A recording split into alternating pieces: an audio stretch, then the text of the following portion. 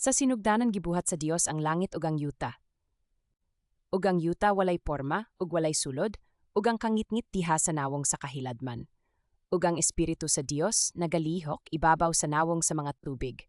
Ug miingon ang Dios magaan ug may kahayag.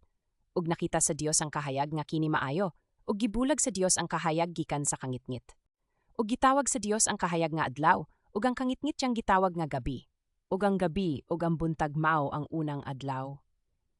Og miingon ang Dios, magabuhat og usa ka kalangitan sa taliwala sa mga tubig ug pagabuhagon niini ang mga tubig gikan sa mga tubig. Ug gibuhat sa Dios ang kalangitan, ug gibahin ang mga tubig nga anaa ilalom sa kalangitan gikan sa mga tubig nga anaa ibabaw sa kalangitan, ug nahitabo kini. Ug gitawag sa Dios ang kalangitan nga langit, ug ang gabi ug ang buntag mao ang ikaduhang adlaw.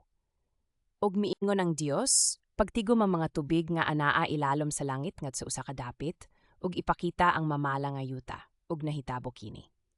Ug gitawag sa Dios ang mamala nga yuta, ug ang pagtigom sa mga tubig gitawag niya nga mga dagat, ug nakita sa Dios nga kini maayo.